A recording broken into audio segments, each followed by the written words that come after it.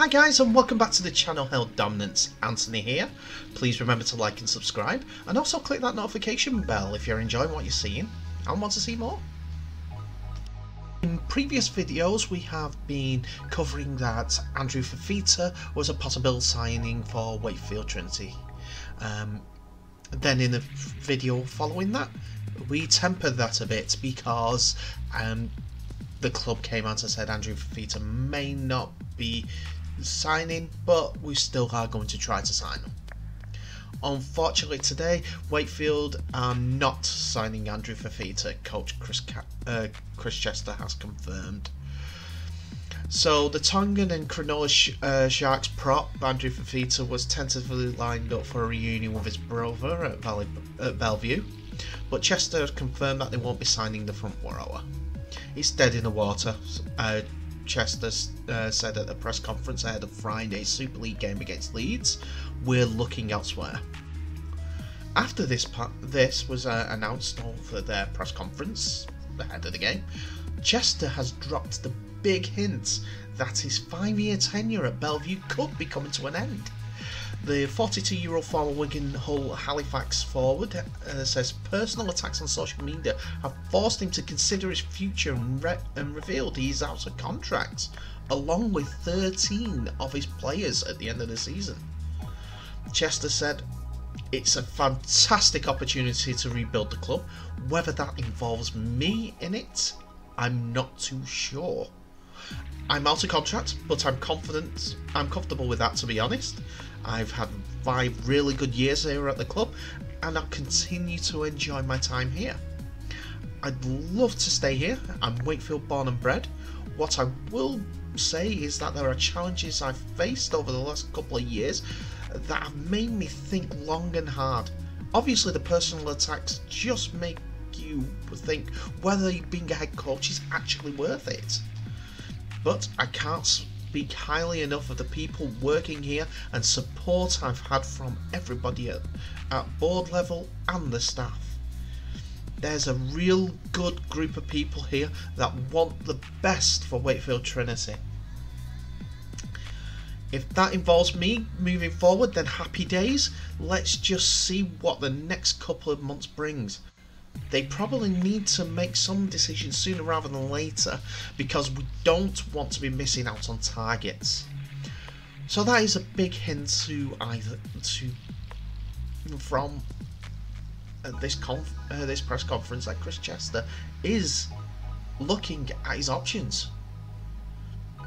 He wants to be as competitive as possible, and with the budget that Wakefield have to run on, it is a small fish in a big pond comparatively to somewhere like Leeds or Warrington, even Wigan. But that's how it goes in sport sometimes. No matter what the sport, people do move on.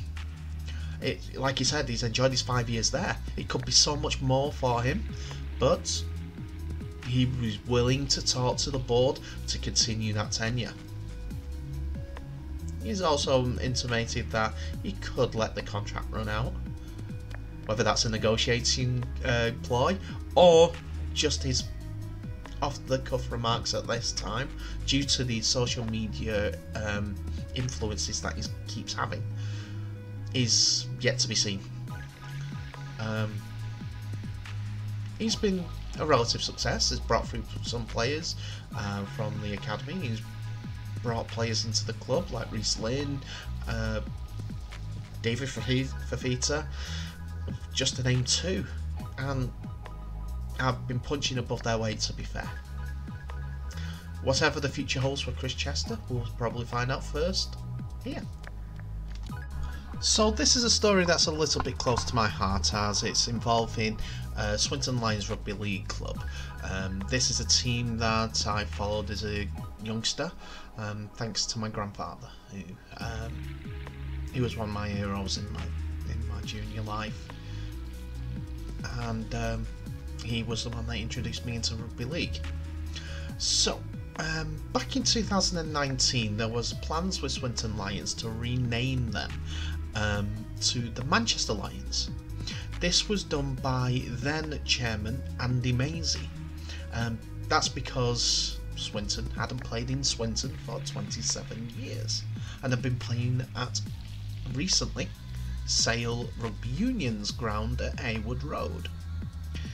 So he was all for that back in 2019, but he walked away from Swinton Lions when the board decided not to go ahead with the proposal.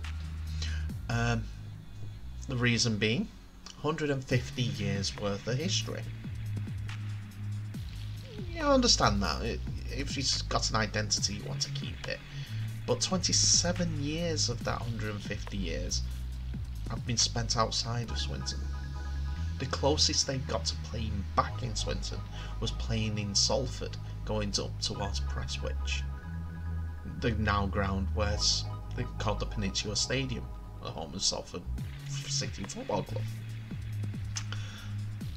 The reason why I'm bringing this up is that name change is potentially on its way back into the thoughts of Swinton's board, because back on the 6th of May, Swinton Lions are delighted to announce the formation of 3 junior teams which will play under the name Manchester Lions and will take part in the newly formed Greater Manchester Player Development League.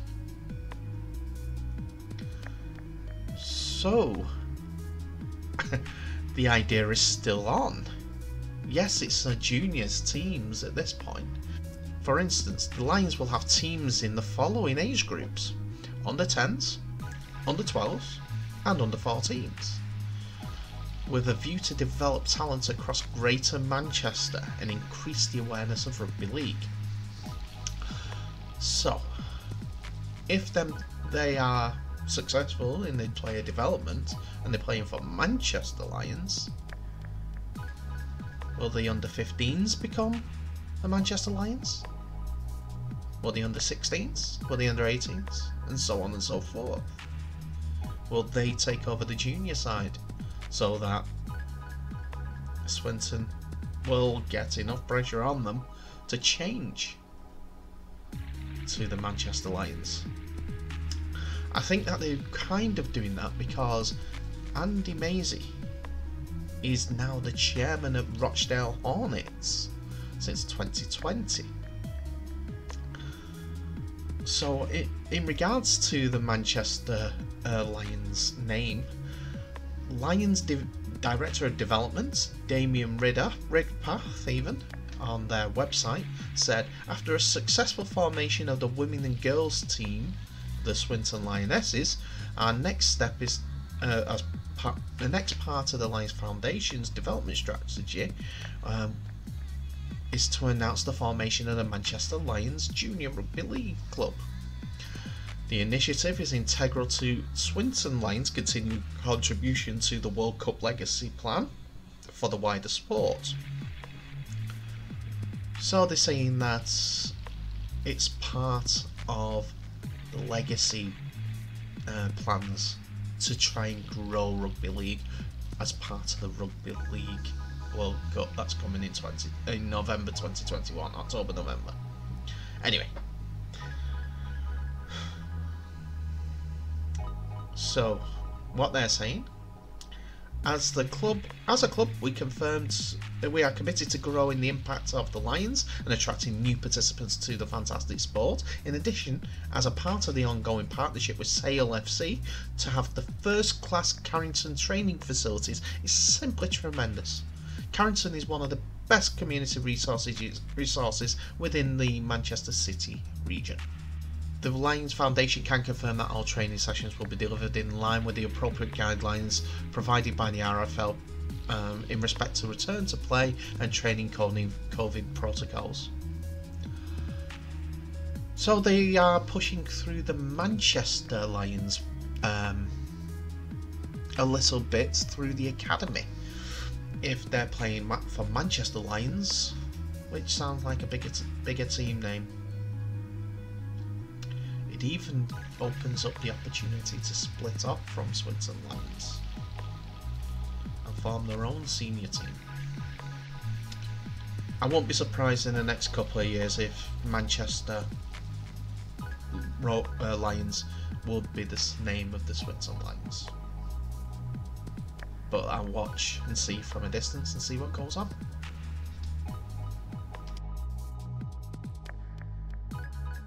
So that's it for another video, ladies and gentlemen. Thank you very much for watching. I do hope that you appreciate everything that I do, and as I appreciate everyone that watches these videos. Please remember to like and subscribe, and also if you do subscribe, you go into the draw to being in the race to 100.